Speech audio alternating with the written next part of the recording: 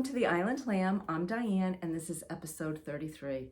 It's November, and boy, it sure feels like a November day today. It's very gray, it's rainy, it's damp, but I think this afternoon the sun is going to come out, and so November is one of those months on the island where we never really know what's going to happen. We watch the weather forecast on the news, but it doesn't always apply to us, depending on what's going on coastally. If there's an ocean storm, and we're bracing for an ocean storm that's going to come up on Wednesday. So anyone who's trying to get to the island for Thanksgiving or leave the island for Thanksgiving has to think about what their travel plans are going to be. We had planned on going off on Wednesday, and that's just not going to be possible, I don't think. So we're going to go off on Tuesday instead. So anyway, I started this episode with some footage of one of our walks. And it's one of the type of walks where you have to kind of keep an eye on the tides and the wind before you embark on it. There's really no shelter because it's the northmost tip of the island, and it gets very, very narrow, as you saw, and you'll see some more, because at the end of this video, I will leave more footage if you're interested in seeing a little bit more. So it gets very, very narrow, and there's nothing to block the wind. So depending on, if it's coming from the west, you're going to feel it. If it's coming from the east, you're going to feel it. So it was a perfect day. It was about maybe 50, 55, and it was very, very light winds, and it was just a gorgeous, gorgeous walk. And I don't want to tell you too much because I'm not sure if I put it at the beginning or if I put it at the end, but we saw some seals, and it was just glorious. I wanted to share a little bit about the North Light. If you're really into lighthouses, I would recommend going to Google the Block Island North Light for some more information, because there is quite a bit of information, but I'll just give you a little recap. So the island is 6 miles long, and prior to the erection of the lighthouse, it was really a treacherous area for mariners to navigate. And so prior to having the lighthouse there, 34 schooners, 15 sloops, 8 brigs, and 2 larger ships all ran aground on the rocks surrounding Block Island. And at the end of the north tip, so where the North Light is now, that beach is called Sandy Point Beach. There is a 1.5 mile reef that runs out from the end of that tip. So in 1829, Congress provided a grant to Block Island of $5,500. And unfortunately, they built the lighthouse on unstable sand and gravel. So within a few years, it was swept out to sea. And so then Congress allotted another $5,000 in 1837 to rebuild in the same location. And they built it out of stone. And once again, it wasn't really that stable. So in 1857, they rebuilt it with Connecticut granite. And again, it got rebuilt again in 1907. So the lighthouse you're seeing now is built out of Connecticut granite, and it has a I want to make sure I say this right, a Fresno lens. And under the full moon on October 23rd in 2010, they turned that new lens on for the first time in years. It hadn't been activated in years. So my husband and I were able to go down and witness that under the beautiful full moon. So the north end of the island has a lot of good memories for us, but it's a beautiful walk. It's a beautiful part of the island. We had the whole beach to ourselves. There was no one in the parking lot, no one in the beach, no one venturing out. The lighthouse itself only sits a couple of feet above sea level, so it looks just like a big stone block until you get closer to it. And so anyway, like I said, I will leave you some footage at the end as well if you want. Okay, so what am I wearing? Well, you've seen this, and anyone who's been following me, I talked about this several of the very first episodes because I was knitting on it, and then I was procrastinating about cutting the steek, and then in episode 16, it was devoted just to this sweater, and I cut it. So I'll just give you a little bit of a quick summary. So this is the Spark Cardigan. This is an Andrea Mowry design. She's also known as dreareneeknits. I have knit now 4 or 5 of her patterns. It is absolutely stunning. She's also made this in a men's version. It is a raglan sleeve. I'll show you a little photo here, but again, if you want all the details, I would recommend going back to some of those earlier episodes and to episode 16 if you want to see the process of cutting it. So it was knit in the round. you picked up stitches and you put this beautiful shawl collar on. I love that it has this long rib. You know, you can really cozy up in this. Today I'm just wearing it over a little lightweight denim shirt, and I think it's just perfect. I did make the belt so I can tie it and wrap it. I haven't put the belt loops on yet. I might not, because I think it will also be very pretty with a leather belt. And I wanted to, some of you were very interested in the belt that I had on in my last episode when I featured that cover beautiful vest that I made in that baby alpaca yarn. And so this is the belt. And it's got a long, it's a long belt, and I never seem to put it on the same way. It reminds me of a stirrup, and it also makes me think of Ralph Lauren's designs. I mean, he does a lot with the stirrup. And sometimes I wrap it around and run it through. So it's very versatile. I think it's probably an extra large, but I don't mind all this. I just kind of let the tail hang when I wear it. So I purchased this belt, and this is a little bit of a story. We were on the Cape several years ago, and we had gone out for breakfast, and it was in a little strip plaza, and it was a leather shop, and it's called Surtan, S-U-R-T-A-N. And I believe they're brothers. When you walk in the door of this shop, you have entered in a whole new world. Firstly, you smell all the leather. It hits you fast. And you see beautiful old Spanish style saddles with all the engraving, and English saddles, and boots and coats and belts and everything you can imagine. And they are cutting and producing all these pieces by hand. And I was looking for a belt. I was looking for actually something much wider. And when I saw this, I said, well, it gives you that impression of the width in the front, and yet it's not bulky in the back because you've got the thinner strap.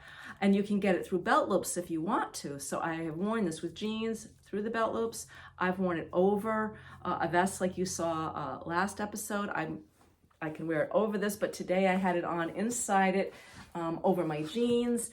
And this is a brass ring. So as I was walking through the shop, I started chit-chatting with one of the gentlemen, and there was nobody else in the shop, my husband and I and the gentleman, and we were having such a great connect that he said, come on, I want to show you the workshop. So his brother, I believe, or his partner was working downstairs, and just piles and piles of beautiful pieces of leather and all the tools and the sewing machines, and it was incredible. And I mentioned Ralph Lauren earlier because it reminded me of his design, and Ralph Lauren had actually been in the shop at one point.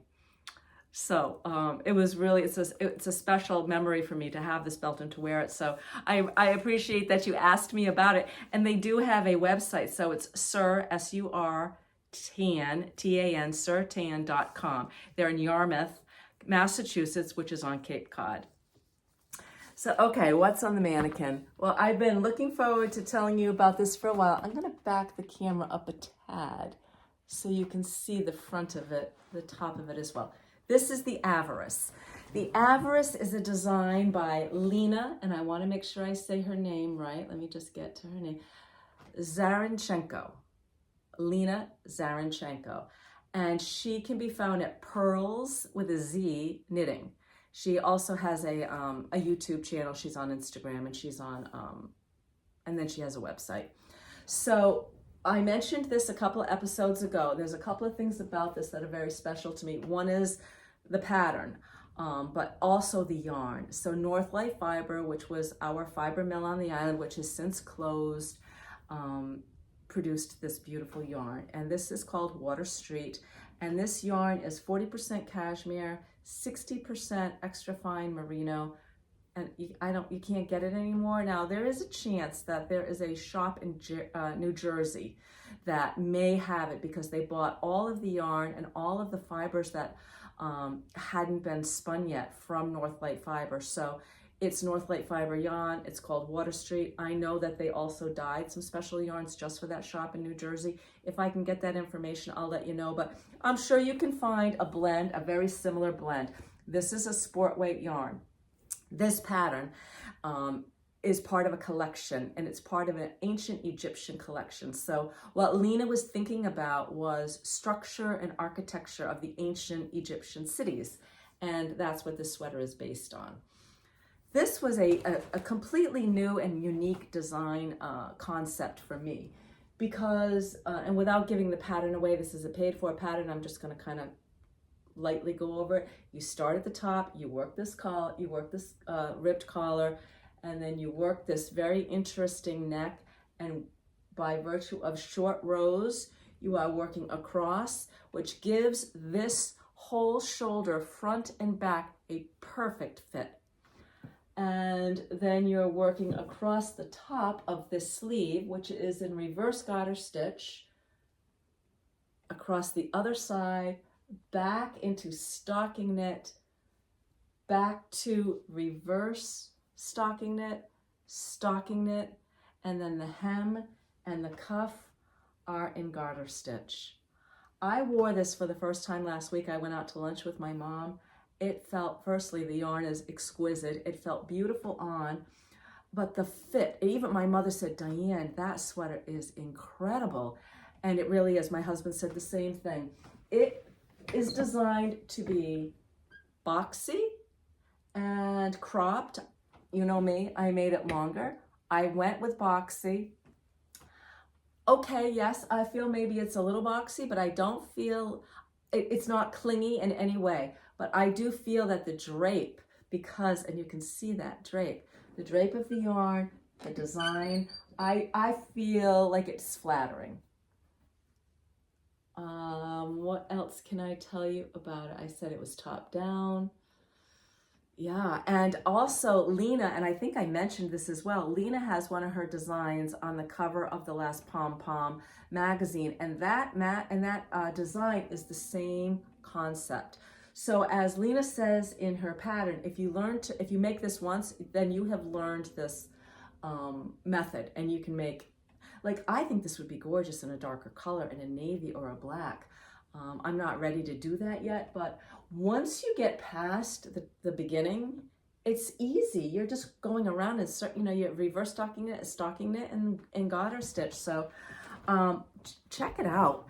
I downloaded the pattern into my Knit Companion program, and then Lena has a tutorial that takes you from the very beginning to the very end, step by step, slowly. It is an incredible tutorial, and I made the entire top of this by following her and using my Knit Companion at the same time. Because it's a paid for pattern, she's doing the tutorial. She's just not giving you the stitch count, because you've got to figure out your size, and you've got to, you've got to buy the pattern. There's no way I think you could do it just from the tutorial. But the tutorial supports this pattern so beautifully that I'll definitely make another one of her sweaters. I think the one that's on the cover of Pom Pom has baubles, cute little baubles. So, okay, so what else have I got going on? Well, I think the last time I spoke with you, I told you I had bought this yarn. It's Lion brand yarn. It's called Respun. It's a thick and thick. It's 100% polyester. It is a super bulky, and I wanted to make a throw for my couch, and I hoped I could just throw it in the washing machine, and then I found out you're supposed to wash it by hand and lay it flat. I think it's going to be fine on my delicate cycle, but here it is. And I had 5 skeins, and I really got a good size throw. I did I forget how many stitches I cast on. I didn't follow a pattern. I thought I was at first, and I was like, I'm not going to invest my time making cables and doing anything fancy. It's polyester. I just want to throw it on the back of my couch. So I cast on a bunch of stitches.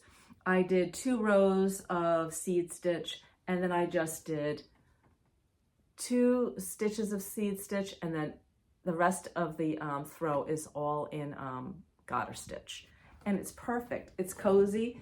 I can get completely covered in it, and it looks great over the back of my couch downstairs. So I was a little disappointed I couldn't throw it in the washing machine initially, but now that I'm thinking about it, I don't see why I couldn't.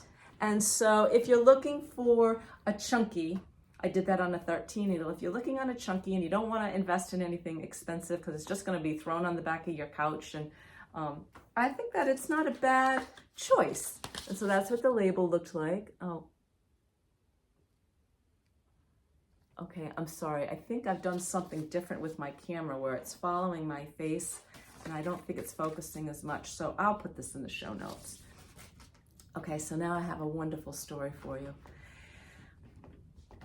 In several of my episodes, I showed you a fisherman knit sweater I made for myself in a dusty blue. It was Cascade 220. As a matter of fact, I think I have that belt that I just showed you wrapped around it when I went to Rhinebeck last year.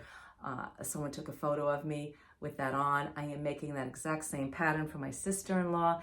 I'm making it in a beautiful dark heather green. And I started again this week and I feel really good about that. But I mentioned to you that I can't find the pattern anymore. And the pattern that I've had for over 40 years or maybe 40 years. And it is so frail and it's falling apart. And I have written on it so many times that I wouldn't even be comfortable copying it for myself at this point. And several of you viewers were very interested in that pattern and you wanted to make it. And so I reached out and I said to all of you, if anybody knows of this pattern, if you know anyone who has it, let me know and I'll keep looking in the meantime. And then also I needed to figure out, well, what if we find the pattern? Am I able to just give it to you? Are we going to have a copyright infringement problem? The pattern is out of print. It is out of production. And you are my friends. You follow me. You're my friends. And if you wanted a pattern from me that is out of print and I gave it to you as a friend and you don't sell it and I don't sell it, we are not infringing on anyone's copyrights. And I can't even find anyone to ask at Candide or Reynolds about it anymore. So here's the story. So a viewer by the name of Meg, and hi Meg, I hope you're watching, contacted me after the podcast and said that she has a friend who used to own a yarn shop and has all of her patterns and yarn in a barn in the back of her house. And that Meg and her friend were going to go over the next day and go through the barn and see if they could find the pattern. So a day or two later, I got an instant message from Meg with a little video showing me the pattern. And not only did she find the pattern, but she also found, oh, I thought I brought it up. She also found that the same design was available in a hat and in a mitten pattern. And so she sent me that as well. And so her friend wanted me to have the original. Thank you, friend. And suggested I get it laminated. And when I go off island, I will. But here it is. And I didn't even remember that it was in one big sheet. So, for those of you who are interested in making this beautiful pattern, and as I'm knitting on it right now, I'm thinking about Meg, I'm thinking about her friend, I'm thinking about you who are gonna maybe try this. It comes in a pullover and a cardigan. And I'm thinking about my sister-in-law, and I'm also really paying attention to the pattern for you. It is not a difficult pattern. The pattern, it's not a beginner pattern, let's put it that way. It's not a beginner pattern, things you need to know. You need to know how to knit and be really, really comfortable with your knitting because you're going to be using, well, you might not need a cable needle. I'm not using a cable needle because I'm really comfortable without a cable needle, but you might be using a cable needle. You're going to be making bobbles. You're going to be following patterns that are moving at different rates. So the honeycomb pattern, which is right here, repeats every 4 rows. The wheat pattern repeats every 8 rows. And the main pattern, which is the bobble cable pattern, repeats every 24 rows. So the nice thing about this is the original pattern gave you a chart. Am I going to call it a chart? I guess I'll call it a chart that helps you line up the different patterns. So if you are knitting the Tree of Life and you're on row 3, well, you could be on row 2 of the diamond bobble pattern. and you might be on row 2 or 3 of the wave of honey. So it helps you line up so that, you know, you're moving each of those patterns at the right rate. There's going to be some decreasing. There will be a little increasing. You will be, I do believe the button band is knit in, so you don't have to pick up to make the button band. It's a beautiful pattern, and I can't believe we have it. I'm sort of a little not choked up, but I'm so happy to have this and to be able to share it now. And so thank you, Meg, and thank you to her friend, and for taking the time to go into that barn. And I guess Meg's friend has kept things very organized over the years, and she had binders, and she was able to just flip through the binders. She found her Reynolds binder and flipped through it and found it. And she also sent me a candy. Oh, here it is. It was on the back side. So here's the hat and the mitten pattern. That is the same design. And then she also sent me the shawl collar sweater coat, which is kind of funny because I'm wearing a shawl collar kind of sweater coat today. So, you know, again, this community of knitters is just incredible. We're helping each other out and we're learning from each other. And this was a great surprise. All right, so let's see, where are we now? Okay, so another little treatful thing that happened this week is I had a few island gals over, and one of these women hadn't knit in a while, and I guess she used to do some fisherman knits, and she was just interested in maybe getting excited about knitting, and that is Michelle. And then Kinga has been knitting, and she's knit herself a beautiful sweater and a poncho and was about to cast on for the number 9 sweater. And Beth was working on a bulky pullover, and she was at the point where she needed to separate her sleeves from her body. And so all 3 women needed just a little push, maybe, or a little assistance, but they were all doing great. And so I wanted to show you some photos. And so first we see Beth, and she's working on that pullover, and she has her sleeves separated from the body. And then we see, I believe Michelle is going to be next, and we see Michelle is looking at some yarn and thinking about what her project is going to be. And then Kinga is using my Swift, and she is winding her beautiful Plymouth Baby Alpaca Grande to make that number 9 sweater. So we had a wonderful time together. We had coffee, and it was just great to have some friends on the island to talk knitting with, knit, have coffee, and enjoy our time with each other. Another thing I did this week, we're going to my sister-in-law's for Thanksgiving, and she lives in Rhode Island on the mainland. And I wanted to bring something. I put together a basket for her. It's also a new home for her. And I wanted to make something homemade and something we could all enjoy together. And so I made a cranberry simple syrup. And you buy fresh cranberries. So it's a 1-to-1 ratio. So if you just want to make a small amount, you put 1 cup of sugar, 1 cup of water, and 1 cup of cranberries in a saucepan. Bring it up to a boil. Take it down to a simmer, let it simmer until the water is red, and then you're going to strain that through a sieve. And I strained it twice because there was some little from the skin and whatever, and some seeds maybe. Strain it twice, let it cool, pour it into a pretty bottle. And so I made 3 cups. So for the size bottle that I'm going to show you in the photo, which I believe is like a quart soda bottle kind of bottle with a pretty little cap, I used 3 cups of cranberries, 3 cups of water, 3 cups of sugar. And like I said, I ran it through the sieve twice, and I poured it into that, and it will last in your refrigerator up to 2 weeks. So I thought that would be nice with club soda. You could make a martini with that, a cranberry martini, a lemon drop martini. I think that would be nice if you're a bourbon drinker or a whiskey drinker. It's sweet. It's like simple syrup. So when you think about, 1 cup of cranberries to 1 cup of sugar, so you don't need a lot. And so it was a nice project.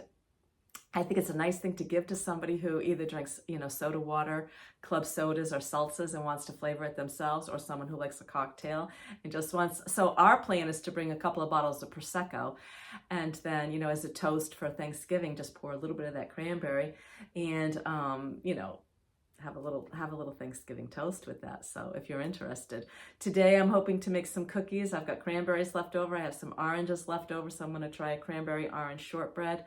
So those are things that I'm doing this weekend. We've got a football game tomorrow. I'm going to work on the fisherman knit sweater.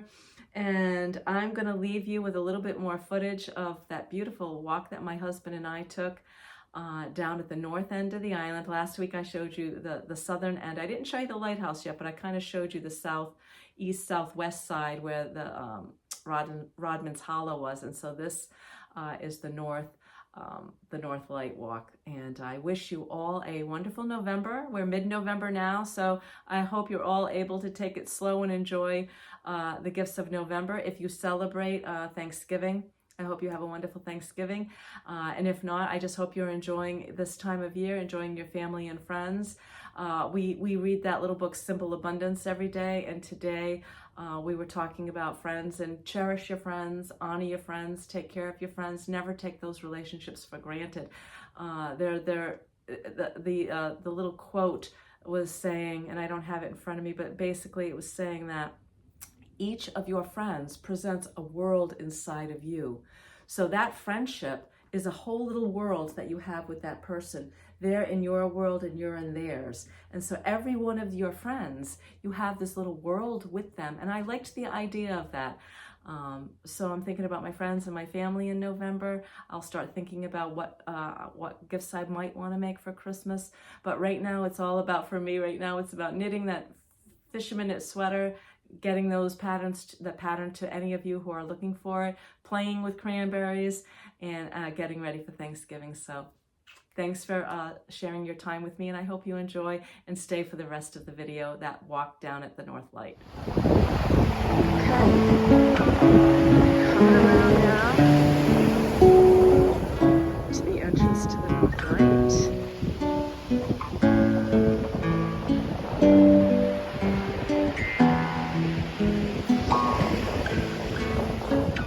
Now from our bedroom window, the front of our house faces due north.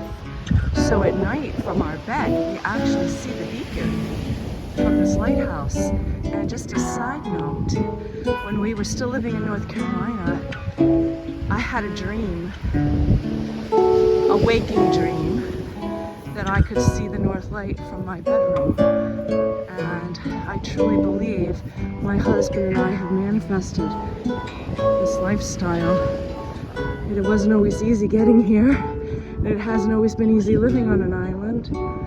But when I'm in bed at night, no matter how the day went, and I look out and I see that North Light beacon, reminding me north is north, I feel safe and happy